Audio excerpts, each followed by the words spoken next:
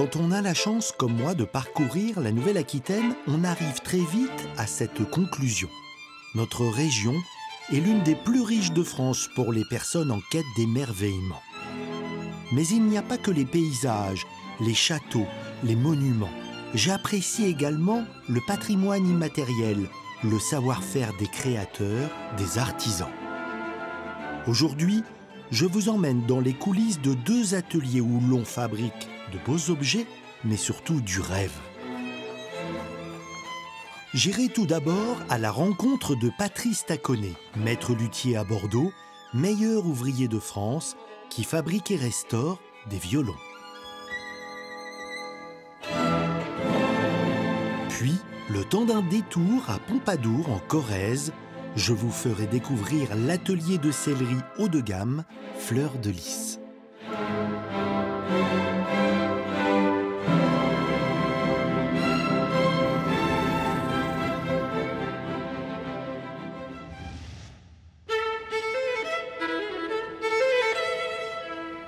C'est un atelier de lutherie qui a plus d'1 siècle d'histoire. Fondé en 1910 à Bordeaux, il a vu se succéder 4 générations de maîtres luthiers. Installé à l'origine dans le centre de Bordeaux, il occupe aujourd'hui une discrète échoppe bordelaise.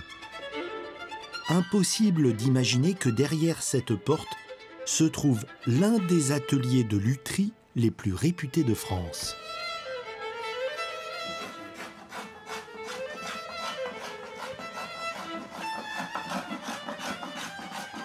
Du bois, un outil, le geste sûr et précis. Sur quelle partie es-tu en train de travailler, Patrice? Eh bien, je travaille sur la table d'harmonie. Je suis en train de fabriquer, de concevoir la voûte de cette table pour lui donner une certaine forme qui soit tout à fait symétrique. On fait tout à la main avec des petits rabots. De quelle essence s'agit-il? Alors, ça, c'est du sapin épicéa. Le plus beau se trouve à Rougemont, en Suisse. Ça pousse à 1500, 1800 mètres d'altitude. Ces bois ont quand même, pour celui-ci, à peu près 50 ans de séchage. Alors ça, de quoi s'agit-il ici? Alors ici, c'est la forme. C'est cette partie qui va nous faire la structure de l'instrument. Et sur ce moule, nous collons des petits coins et 2 tasseaux. Et ça nous permet de plier les éclisses qui sont ici, qui sont très amincies, et c'est cintré à chaud. Et ensuite, c'est collé sur ces petits tasseaux et ces petits coins, et c'est collé avec de la colle naturelle. Donc, une fois que ça c'est terminé, on appose sur le fond qui est ici et la table, on dessine et on découpe. On découpe. Voilà.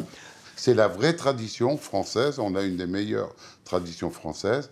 Et nos maîtres nous ont appris à travailler comme il y a 3-4 siècles. On garde ce savoir. Combien y a-t-il de pièces au total dans un violon À peu près 95 pièces. À peu Et près. donc tout ça fabriqué avec du matériau qu'est le bois et puis le geste. Et moi, je regarde ces outils qui sont là. À chaque fois, je prends autant de plaisir à regarder les outils que le geste quand j'approche des gens comme toi. Ces outils, c'est les tiens. Ça ne se prête pas, c'est ça? Non. On a tous un jeu de rabot, des canifs. Le canif est un peu notre crayon. Ça nous permet de découper. C'est de la sculpture, en fait. Hein.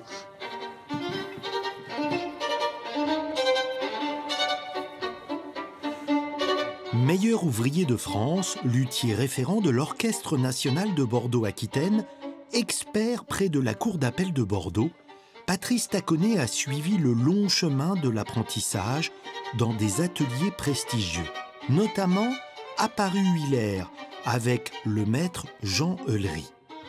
En 1975, il revient dans sa ville natale à Bordeaux pour travailler avec son père, Pierre, lui aussi maître luthier. Patrice, je dois te dire mon admiration parce que il y a vraiment une grande précision dans les gestes. Chaque outil a une fonction, c'est cela? Bien sûr, parce qu'il y a une évolution dans la volute. Et ces coquillons, on n'a aucun modèle. Je veux dire, on a juste un petit point qu'on a dessiné au départ. Il faut pouvoir régulariser de chaque côté et que ça soit symétrique le mieux possible. Ce façonnage de la tête, est-ce qu'il a une utilité pour le son ou c'est purement esthétique? C'est surtout purement esthétique. C'est la carte d'identité des luthiers. Et là, on peut le voir, je pense. Alors, tu m'as dit, oui, je t'ai sorti voilà. une petite boîte au trésor. Ah Oh. oui, c'est bon. C'est une boîte au trésor. On a quand même une tête fin 16e, début 17e, qui est autrichienne, qui est magnifique, hein, une tête de chimère, qui était sur un instrument de l'époque. Ici, on a une tête vénitienne. C'est Michael de Connet.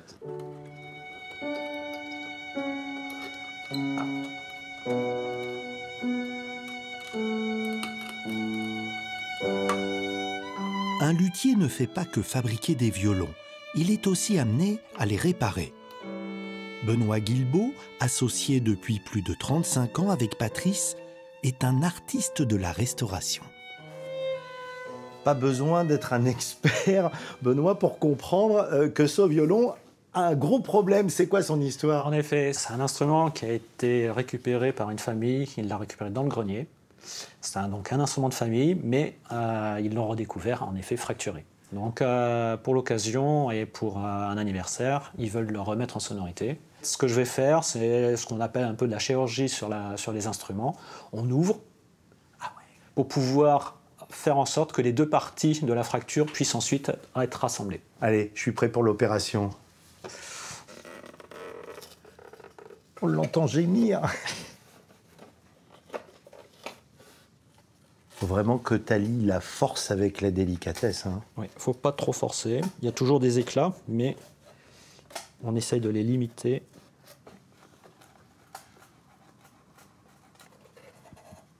Voilà. Donc là, tu commences à voir l'intérieur de ton instrument.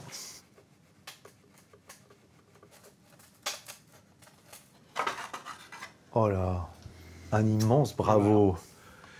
Parce que ça peut se briser si tu ne fais pas correctement le geste.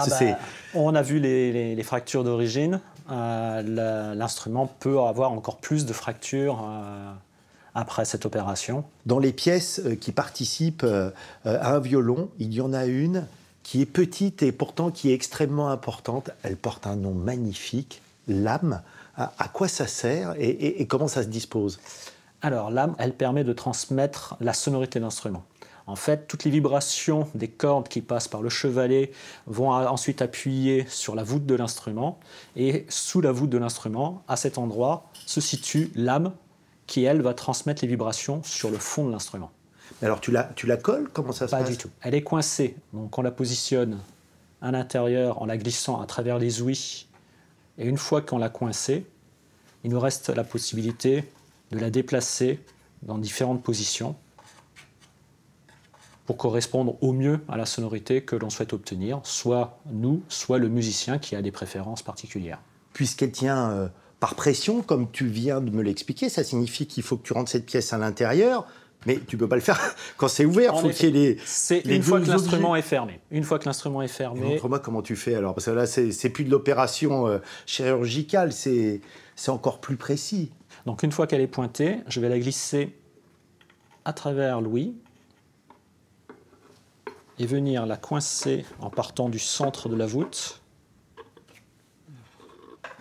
Voilà. Oh, quelle subtilité. Donc là, c'est ma main qui met la pression et une fois qu'elle est positionnée quasiment verticale, je viens la chercher.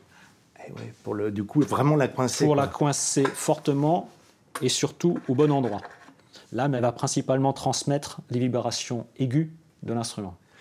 Quelle est la raison pour laquelle cette pièce n'est pas collée? Pourquoi elle doit justement pouvoir être bougée? Elle doit pouvoir bouger pour pouvoir régler la sonorité de l'instrument. Et ça joue à quoi? Quelques dixièmes de millimètre. Ça signifie que quand tu fais ce geste, quelque part, tu te projettes dans le résultat final, c'est-à-dire au moment où le musicien va jouer de la musique. J'accompagne. Je ne me projette pas parce que le musicien, c'est vraiment l'artiste, celui qui va donner de l'émotion quand il joue. Moi, je suis là justement pour faire en sorte que lui soit serein pour faire son morceau. Donc on va être amené à faire des réglages en fonction de ses souhaits.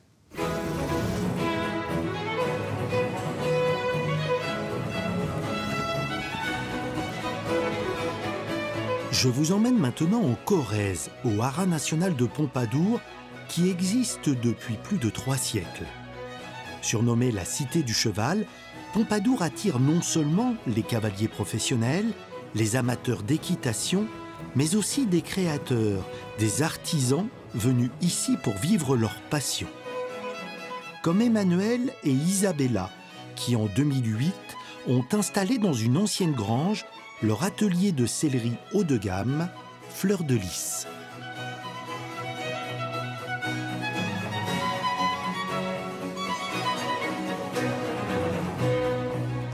Bonjour Isabella, bonjour Emmanuel.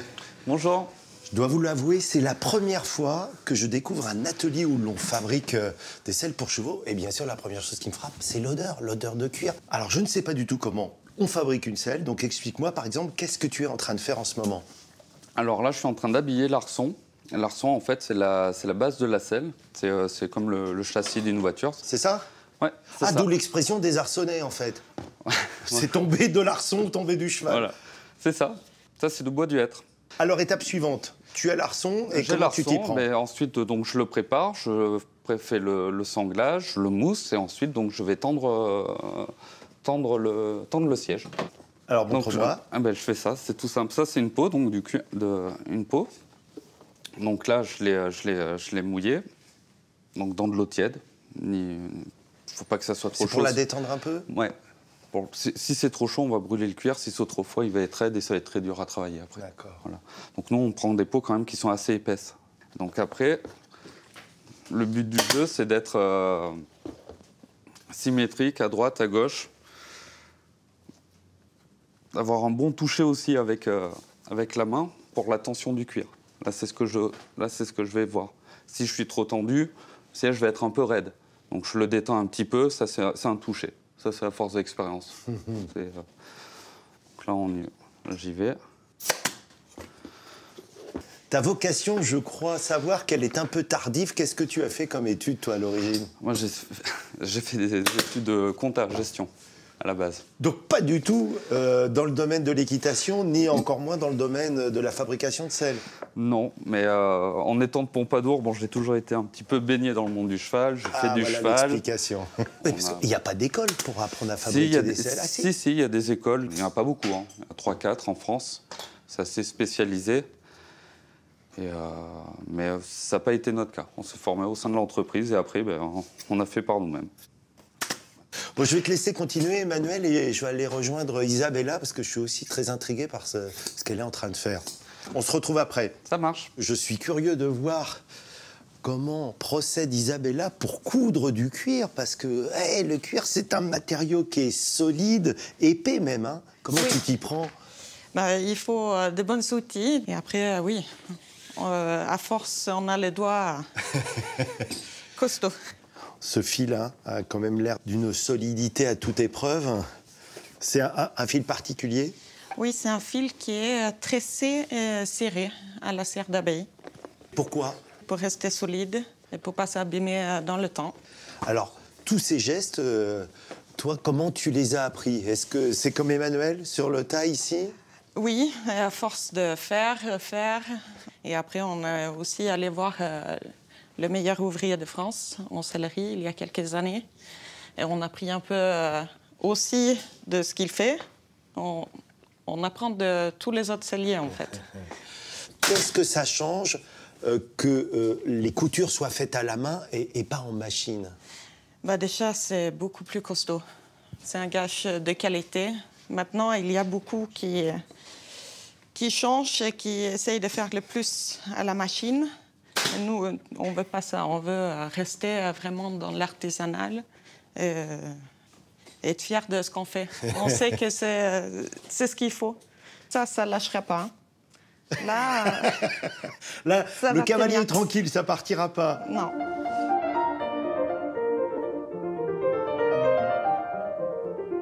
Labellisé entreprise du patrimoine vivant, l'atelier Fleur de Lys a acquis au fil des ans une réputation dans le petit monde de la selle de luxe.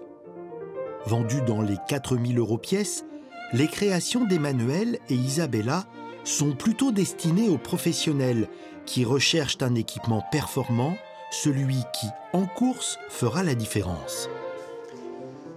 Voilà, donc c'est la selle qu'Isabella vient de finir. C'est notre selle Pompadour.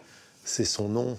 C'était un nom incontournable, Pompadour, c'est ça? Oui, c'est notre modèle phare. C'est 98%, pour pas dire 100% de notre production. C'est une selle qui va être très réactive pour le cavalier, de par la position du bassin, mais aussi par rapport au modèle et à cette enchapure. Ça permet. Alors c'est vrai que généralement, moi je vois un gros coussin, là c'est un peu différent. Ouais, donc ça, c'est un modèle déposé, c'est propre à nous. Ça va permettre au cavalier d'être beaucoup plus proche du cheval et de bien sentir au niveau des épaules, que ce soit à l'approche ou à la réception. Quand on veut prendre des raccourcis, quand on est sur un circuit, ça nous permet vraiment d'être beaucoup plus réactif et de gagner quelques secondes. C'est vraiment une selle de champion pour y aller. Ce qui me frappe, je crois que c'est d'ailleurs un trait commun dans l'équitation, c'est qu'il y a toujours une dimension esthétique. C'est beau vos selles. Ah, il faut que ça soit beau aussi. Au niveau des courbes, au niveau du visuel, au niveau des coutures, il y a quand même une recherche. Quand quelque chose est beau, généralement, c'est un tout. C'est les performances, le confort, la beauté de l'objet font qu'on a quelque chose d'exceptionnel. Faire rayonner mon village au travers de mon travail, de notre savoir-faire sur des grands concours à l'étranger. On travaille notamment en Belgique, Pays-Bas, Luxembourg, les pays du Nord. C'est là où c'est le centre du monde pour le cheval. Et oui, c'est une fierté, oui. C'est chouette. Oui.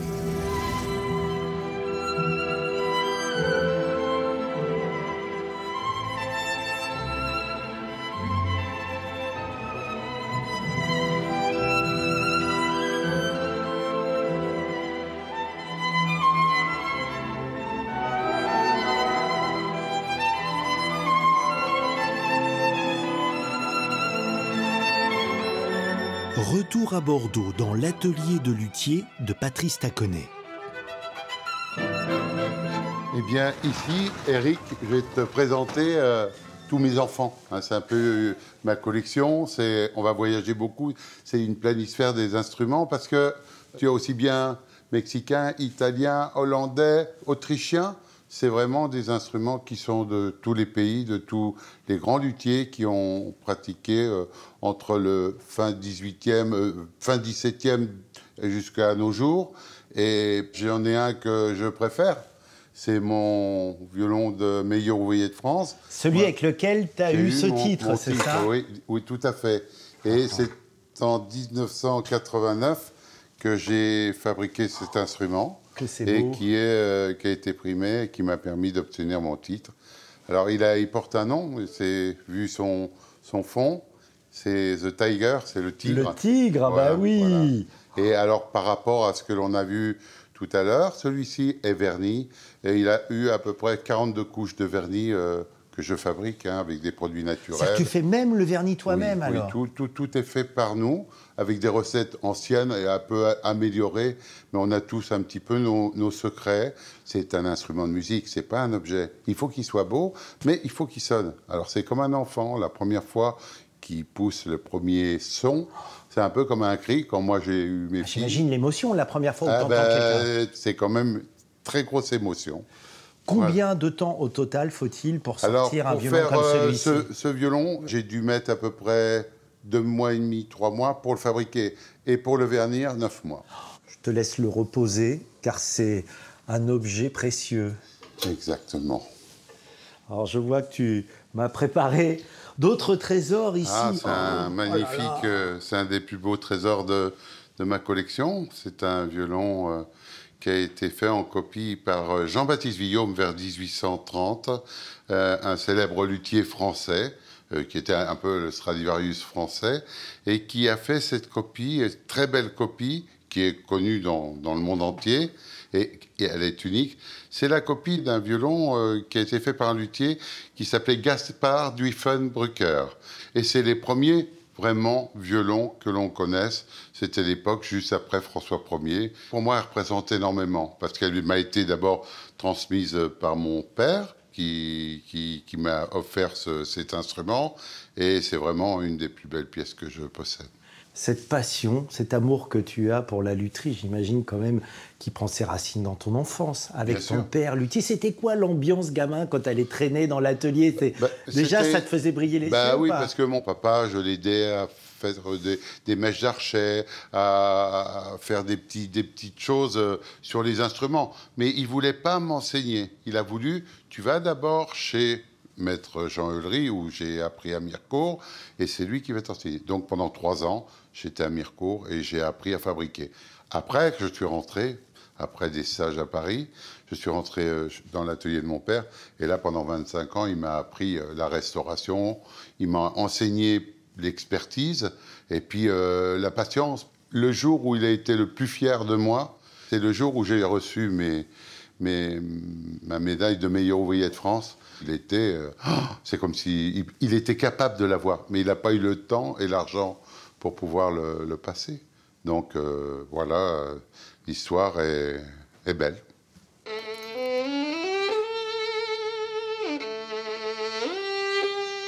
Stéphane Rougier, ancien premier violon solo de l'Opéra de Bordeaux, est un violoniste de réputation mondiale qui se produit de New York à Tokyo. Comme toujours, avant un concert, il rend visite à Patrice pour faire quelques réglages.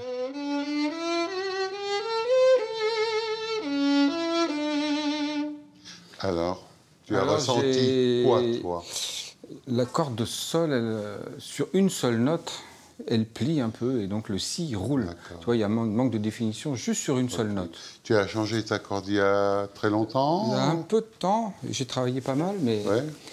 Voilà. Juste tu n'as pas note. changé de marteau, ouais. Eh ben, écoute, on va essayer un tout petit peu de le détendre. Non, elle est bien, pourtant elle est... Essayez. Ça va aller mieux là.